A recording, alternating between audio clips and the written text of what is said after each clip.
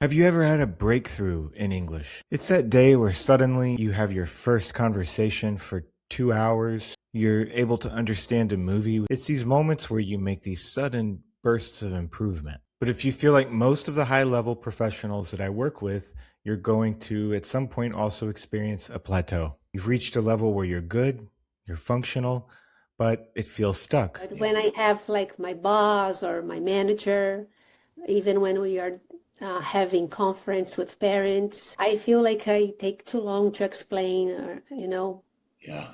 So I said I need to do something about that because it's been more than 7 years, I was right? going to say a And long, long time. after this course, I truly believe that the mindset is crucial to Mm. go to move forward and speak better and clearly. It is about, your mindset. Typically, we think breakthroughs are these unexpected gifts from the universe. But in reality, breakthroughs in language, from a linguistics point of view, are kind of predictable. They happen at specific points along the journey with things that you become able to do for the first time. And the fastest, most significant breakthrough of your entire career in English happens right around C1. And today I'm going to show you how to make it happen in weeks, actually, not in years. In case you don't know me, my name is Richard. I coach professionals from all around the world how to overcome imposter syndrome, nerves, and anxiety to speak English fluently, clearly, and with an impact in their careers. And if you'd like to get more from me on this topic, click the link below here and get a copy of my book, Big World Legends. Okay, now let's jump in.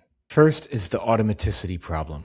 Most people at the intermediate level think that to improve, they need more words, more grammar, more conversation, more classes. But the C1 breakthrough we're talking about today doesn't come from learning more. It comes from activating what you already have. In linguistics, we call this automaticity. It's the shift from English being a subject in your head to a reflex in your body. So at the C1 level, like if you're working in English, you actually don't have a knowledge problem, you have a performance problem. Hitting a mental block with English when you're in a meeting, not because you don't know words, but because you haven't mastered the science of performance under pressure. Elite performers, athletes, musicians, surgeons, they don't think about their tools. They enter a flow state where the tool becomes invisible. When you understand how to use the flow state in English, you can activate years of English in a very short amount of time. And one of the mechanisms that I want to show you today is a way that you can initiate this. It's called the STEF process: situations, thoughts, emotions, fluency. To engineer a fluency breakthrough, you have to understand first, why are you using the language in the first place? These are the situations of your work and your everyday life. Maybe you're giving a presentation to a group of colleagues, or you need to sell something in real time, or maybe you're a banker and you're trying to get some numbers over the phone. Begin there with what are those situations that trigger that negative emotional experience of being in the language. So, for example, let's say you need to take a spontaneous Q&A from a group of native speakers in a boardroom. You start to explain your ideas freely, but at some point you notice question marks on people's faces around the room. They're kind of lost, they're missing you, maybe not understanding you, and it's happening with 3, 4, 5 people now. What are the thoughts that are going through your head next? For many professionals that we work with, the thoughts are things like, I don't know if my English is polished enough or clear enough or good enough for me to be able to do this. Or I don't know if I'm the right person for this job. The thoughts for many people begin to sound a lot like imposter syndrome if you don't do anything with them. What follows thoughts like that in your emotional landscape? It's going to then be cloudy and dark. You're going to feel anxiety, fear, doubt, nervousness.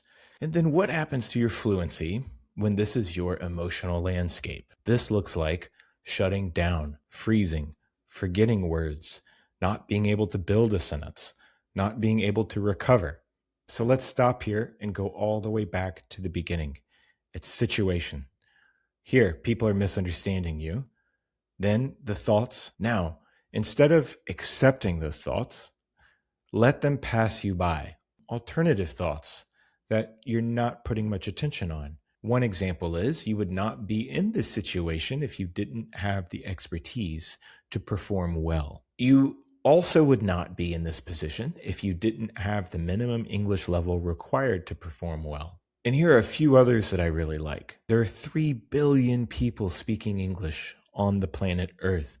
Only 1 billion of us are native speakers. 2/3 are non-native speakers. In this way, the language really belongs to everybody else, not really to me, a native speaker. So your accent, the choice of words, instead of worrying too much about if it is correct or if it's native or if it's the best way to use that word in that moment, focus instead on the task. And if you're able to do the task, ask yourself, can I do this?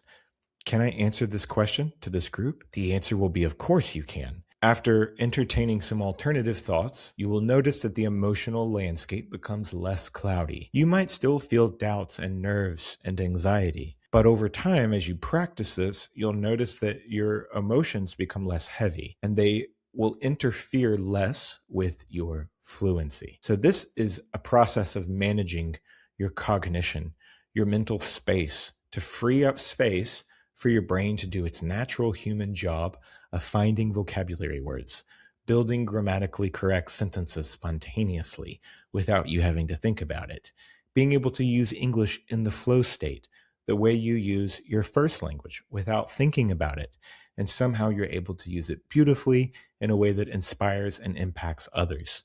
The same process is true for you as an English learner. When you get to this level of C1, it's time to begin to kind of grow up into a sort of advanced level. And that involves now not just learning more words, not just memorizing more grammar, but instead learning the process of how to perform in the language, how to live in the language. And this is how you will begin to build real, true bilingualism for yourself and your career.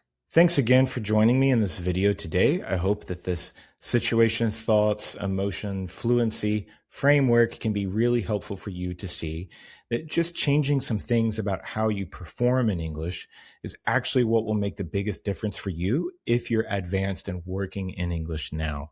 So thanks again for checking this out. Check out some of my other videos if you found this to be really helpful for building fluency in your career.